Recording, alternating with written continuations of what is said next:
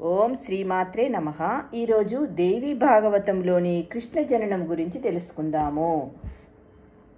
దేవతా సంస్థుతులు నిరంతరంగా వింటూ దేవకి గర్భస్థ శిశువు దినదిన ప్రవర్తమానుడయ్యాడు. 10 నెలలు నిండాయి. అది నీలమేఘాల శ్రావణ మాసము, ఇంద్రనీలాల కృష్ణపక్షము, శితికంత దేవతాకమైన అష్టమి తిథి, బ్రహ్మదేవతాకమైన రోహిణీ నక్షత్రము. సాయంకాలము. నీడలు మెల్లమెల్లగా కమ్ముకొంటున్నాయి. కంసుడు హడావిడిగా కారాగారానికి వచ్చాడు. ఖడ్గదారులైన కావలి వారిని హెచ్చరించాడు. జాగరూకులై ఉండండి, ఈ పుట్టబోయేవాడు నా పాలిట మృత్యువు. రాక్షసులారా, వాడిని చంపి సుఖంగా నిద్రపోతాను. చంపే వేళ మీరంతా ఆయుధాలు ఎక్కుపెట్టి సన్నద్ధంగా ఉండండి అని హెచ్చరికలు చేసి అంతే హడావుడిగా తన మందిరానికి వెళ్ళిపోయాడు కంసుడు.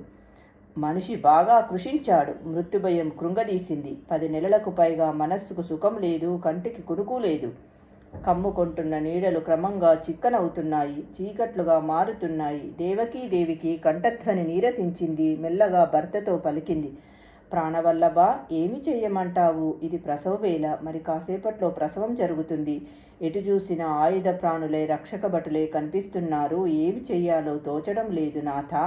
మన వివాహమైన కొత్తల్లో గోకులంలో నందుడి ఇల్లాలు యశోద నేను ఒక ఒప్పందం చేసుకున్నాము.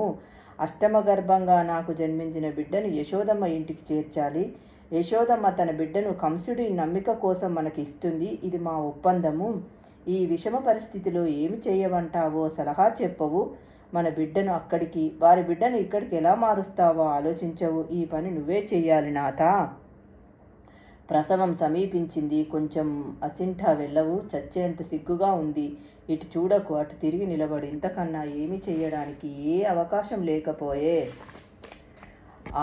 ఆ నిషిధి వేళ దేవి మగబిడ్డను ప్రసవించింది. బిడ్డను చూసి ఆశ్చర్యచకితురాలయ్యింది. ఆనందంతో తనువంతా పులకించింది. భర్తను దగ్గరకు రమ్మని పిలిచింది.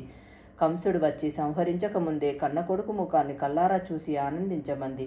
వసుదేవుడు ఆ పురిటి కందును పొత్తిలిలోకి తీసుకున్నాడు. దగ్గరగా ముఖం చూశాడు. ఆ అందానికి ఆశ్చర్యపోయాడు. ఏమిటి చెయ్యడం? నా వల్ల ఈ బిడ్డకు కష్టాలు రాకూడదు. వసుదేవుడు తీవ్రంగా ఆలోచిస్తున్నాడు. అంతలోకి ఆ శరీరవాణి వినిపించింది. వసుదేవా, ఈ బిడ్డని తీసుకుని గోకులానికి చేర్చు. వెంటనే బయలుదేరు. రక్షక భటులందరినీ నిద్రావివశులను చేశాను. కారాగారం 8 ద్వారాలు తెరుచుకుంటాయి. నీ సంకెళ్ళు తెగిపోతాయి. బయలుదేరు. ఈ మగబిడ్డను నందగృహములో యశోదకప్పగించి అక్కడి యోగమాయని ఇక్కడికి తీసుకునిరా. కారాగారం తలుపులు తెరుచుకోవడము, తన సంకెళ్ళు తెగిపోవడం గమనించాడు వసుదేవుడు. బిడ్డను గుడ్డలకు అత్తుకొని బయలుదేరాడు. యమునా నదిని చేరుకున్నాడు. ఎలాగా దాటడం అనుకున్నాడు. దిగాడు. మొలలోతు దాటలేదు. యోగమాయ ప్రభావం అనుకున్నాడు. ఆ నిషీధిలో, ఆ నిర్జన మార్గంలో గోకులం చేరుకున్నాడు. నందుడి ఇంటి ముందు నిలబడ్డాడు. పాడి పంటల సమృద్ధితో కలకలలాడుతున్న గృహశోభను చూస్తూ ముఖద్వారం దగ్గర నిలబడ్డాడు. కారాగారంలో దేవి మగబిడ్డను ప్రసవించిన సమయానికే ఇక్కడ యశోదయాదేవి ఆడపిల్లను ప్రసవించింది. త్రిగుణ స్వరూపిణి యోగమాయ జన్మించింది. సైరంధ్రి రూపధారిణి ఆదిపరాశక్తి ఆ ఆడపిల్లను తెచ్చి వసుదేవుడికి అందించింది.